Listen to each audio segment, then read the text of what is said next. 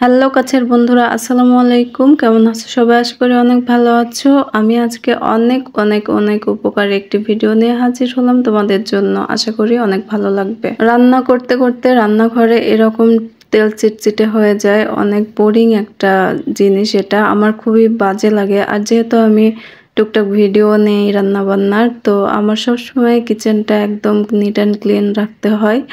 তো আমি যেটা করি, প্রতি সপ্তাহে অন্তত একদিন এইভাবে করে এই জিনিসটা বানিয়ে আমি সেটা করে নিই, অর্থাৎ ড্যাম পেস্টের মতো কাজ করে। প্রথমে আমি এখানে কুসুম গরম পানি নিয়েছি, প্রায় 1 কাপের মানে হাফ লিটারেরও বেশি হবে পানিটা। তারপরে লেবু দিয়ে দিলাম চিপে, আস্ত একটা লেবুর রস নিয়ে নিয়েছি। তারপরে এখানে এই যে চামচটা দেখতে পাচ্ছ, এই চামচের 1.5 চামচের মতো ডিটারজেন্ট পাউডার নিয়ে নিলাম, যে কোনো ডিটারজেন্ট নিলেই হবে।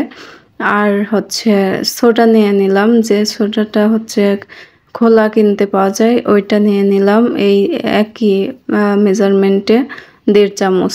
আর দিয়ে দিলাম ভিনেগার বা সাদা সিরকা, ওইটা দিয়ে এখন সবগুলো একসাথে মিশিয়ে নেব পানির সাথে।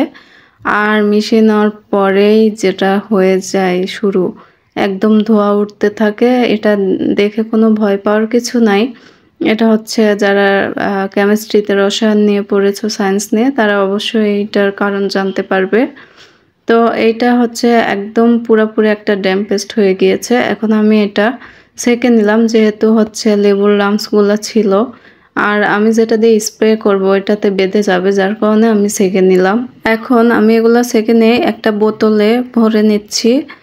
আর দেখতেই পাচ্ছ কি ধোঁয়া উঠতেছে, আর সেই গরম, অনেক গরম হয়ে যায়। আর এই যে দেখতে পাচ্ছ রেজাল্ট, এইটার মানে কি একটা মানে কাজ দেয় কি বলবো। একবার হলেও সবার ট্রাই করবে। যে আমাদের কেনা যে টেম্পেস্টগুলো থাকে ওইগুলা সচরাচর মানে ধোঁয়া ওঠে, প্লাস হচ্ছে অনেক বেশি সমস্যা হয় আমাদের শ্বাসকষ্টের, আমরা শ্বাস নিতে পারি না বা ক্ষতিকারক। তো আমরা বাসায় বানিয়ে এটা করতে পারি। দেখতে পাচ্ছ আমার ভেন্টিলেটরটার কি অবস্থা কিচেনের।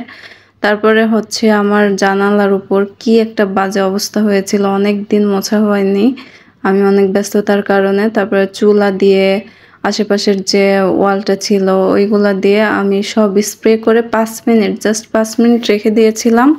আর এই যে হচ্ছে আমরা যেটা দিয়ে থালা বাটি ধুই, এরকম একটা স্ক্র্যাব নিব, নিয়ে এইরকম করে ঘষবো। আর জানালার যে সিঙ্ক ওইটার উপর দিয়েও দিয়ে দিচ্ছি স্প্রে করে। জাস্ট 5 মিনিট রাখলে দেখতে পাচ্ছ কি ম্যাজিক, একদম জাস্ট একটা ঘষা দিচ্ছি, এগুলা দেখো কি নিমিষে জাদুর মতো উঠে যাচ্ছে। কোনো এনার্জি বুস্ট ক্ষয় হচ্ছে না, বা হচ্ছে কোনো হচ্ছে না আর কি, কষ্ট হচ্ছে না। জাস্ট এটা দিয়ে একটু হালকা করে ঘষে নিলেই হবে। নিয়ে তারপরে আবার আমি পানি সেমভাবে স্প্রে করে দিব, আর একটা শুকনা কাপড় দিয়ে ফাইনালি মুছে দিলেই হয়ে গেল। এরকম করে আমি সবগুলো জিনিস এভাবে মুছে মুছে নিয়েছি, ধুয়ে নিয়েছি। আর আমার হচ্ছে পাশে একটা র্যাক ছিল, ওটা আমি সেমভাবে করেই করে নিয়েছি। উপরে যে ভেন্টিলেটরটা ছিল ওইটাও আমি খুব ভালোভাবে পরিষ্কার করে নিয়েছি। এভাবে ফাইনালি পানি স্প্রে করেই ভালোভাবে ধুয়ে যাবে। আর এই যে উপরে যে ভেন্টিলেটর দেখতে পাচ্ছ এখন চকচকা হয়ে গেছে।